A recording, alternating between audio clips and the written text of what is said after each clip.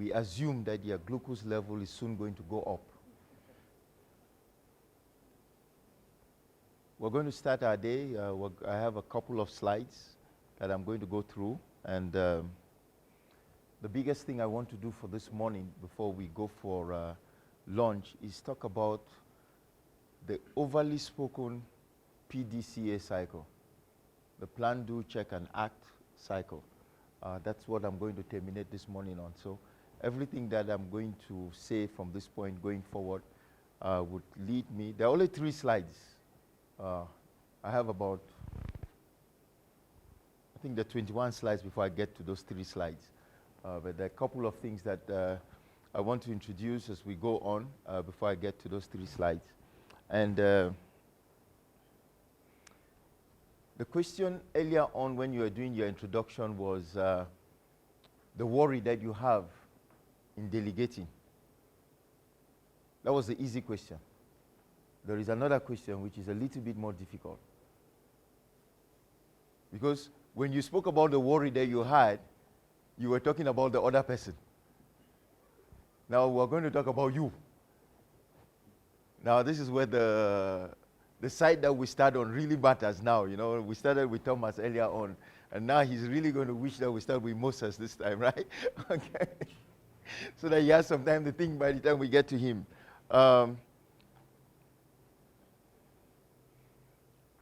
But I just want you to write down this question.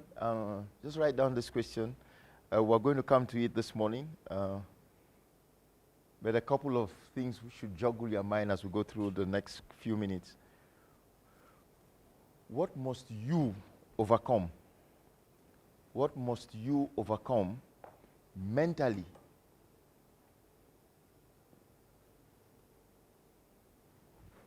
Right here.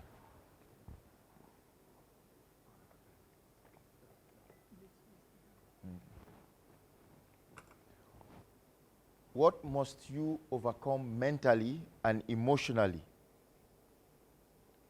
What must you overcome mentally and emotionally to give up control yet retain full responsibility and authority? What must you overcome mentally and emotionally to give up control yet retain full responsibility and authority?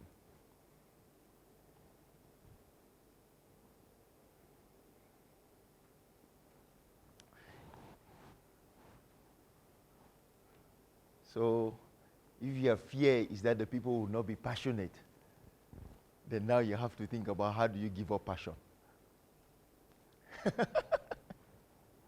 Okay, great. So let me go through this first few slides. And just to be able to go through these first few slides, I just have a really, really simple question to ask you. Could you please raise your left hand?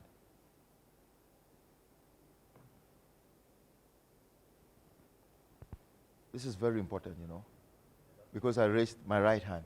Yes. Because sometimes we do what we see, not what we hear, you know. It's just part of the clarity, you know.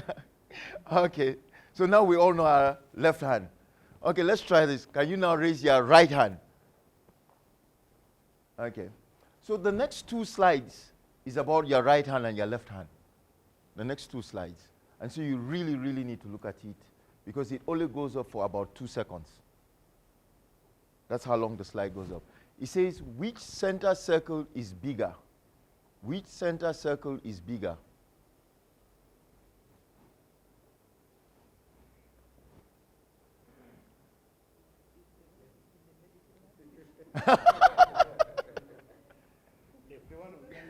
The one on my left.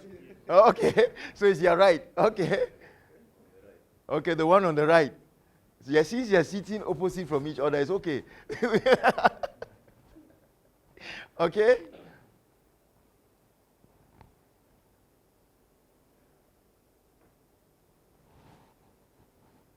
All right. It's center circle. Which center circle is bigger? Which center circle is bigger? I just showed you the answer, damn it. Which center circle is bigger? The one on the right, so we have two rights, we have one left. You thought? Oh, you're still thinking, okay. I was worried about the thought. Okay. Yeah, you think they're the same, huh? Okay, all right, good. All right, you're right. Oops, sorry. The question is about the center circle. And it is really important because we're going to get to the center circle, but we're going to start with the things that you're responsible for. DHOs are responsible for the whole district health, and the hospital superintendents are responsible for the whole hospital. But the reason why you're here is because of the lab, which is just such a small thing. So, but we were going to take care of everything, but sometimes it's very easy to get lost with what is happening around you.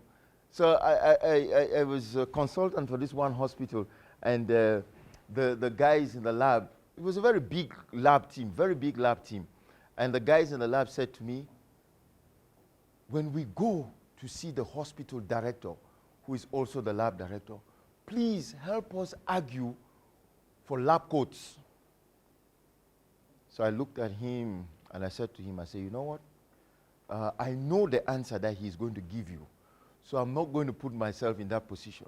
So he begged me and I said, okay, you would ask for the lab coats and I'll always support you. So you do the asking and I'll do the supporting. So when we got to the hospital director and we had a nice conversation, and the guy finally, very timidly, when the director said, so is there anything else? You know, that's how they tell you that it's time for you to go. They say, is there anything else? And the guy said, yes, doctor. And he says, yes, what? He says, one of the things that Prof and his group have said is that all our lab coats need to look the same. And I did not remember when we said that, but now I was sitting there and I could not contradict him, you know. So, so he said that, and the director looked at him, and then he looked at me, and I was not sure what I was supposed to say. So I very slowly said, it would be nice if they looked very uniform in the work that they do. And then the director turned to the guy and he said to him, he said, do you know how many people in this facility wear lab coats? He said, do you know how many people in this facility wear lab coats? I had already seen that coming. I knew that was going to happen. So I was waiting for the lab manager to answer, and he was not answering. And the director was not willing to help us out of our uncomfortable predicament. He was also sitting there watching us, trying to figure out the answer. So I said to him, I said, there must be many. He said, yes, there are 300 people in this facility who wear lab coats. Why should I give lab coats, new lab coats? I was like, Dr. Ari, that's a very, very good question. We're going to work on it. Next time when I come back, we'll have an answer for you. He was answering from the position of his office on those two circles. He was answering from the position of his office. He was looking at the whole facility. And so he could not understand why he needed to be bothered about just the lab. He was truly answering from the position of his office, which was the whole facility, the whole district. Yes, the two circles are the same.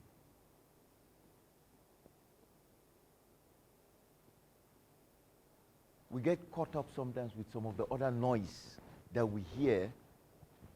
And this is where the business of delegation becomes even more tricky, because when you do delegation and the person who you are delegating does not remember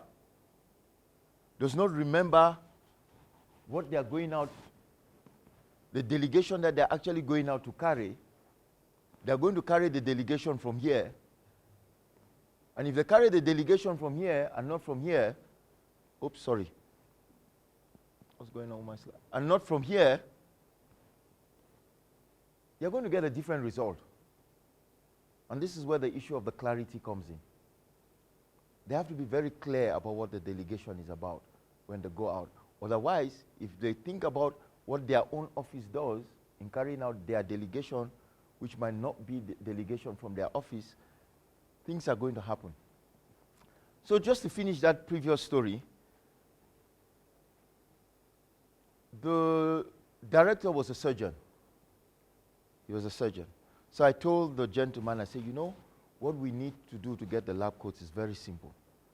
We are going to go back to the lab and we're going to collect data that concerns all the autoclaving, because his lab was responsible for autoclaving all utilities that go back to the lab. Scissors, everything that goes back to the lab, to the theater. So I said, we're going to collect data on all the cultures that come back from the lab, from the theater, that show any kind of infections, and all the cultures that come back from the lab, from the theater, that actually should not have come back. And then we'll take this to the surgeon and we're going to say to him, Dr. You know, if we have clean, nice new lab coats,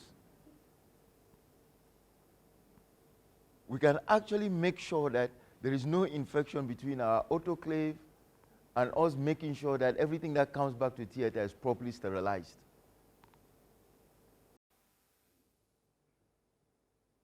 You better believe me, 3 months after we had enough data. They did not only get the lab coats, they got the lab coats, but they did not only get the lab coats, but they got the lab coats at a ceremony. They did not only get the lab coats, but they got it at a ceremony. When it was time for the lab coats to appear, the hospital director told everybody at the HTC committee to make sure that they come with their members to this meeting, and that the meeting was not going to be in the boardroom, but it was going to be in one of the classrooms. And so the place was full. And then the whole speech was done about how lab is very diligent with the work that they are doing, and how they are taking care of other departments that are not lab. And then he showed the data. And then he gave them their lab coats. So I happened to have been there. So after we received the lab coats and we're going back to the lab, I told the lab manager, I said, you know what?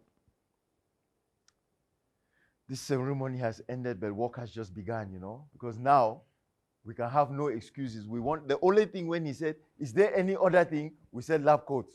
So now we cannot have another problem. Now that we have the lab coats and it has been given at the ceremony, so we must perform.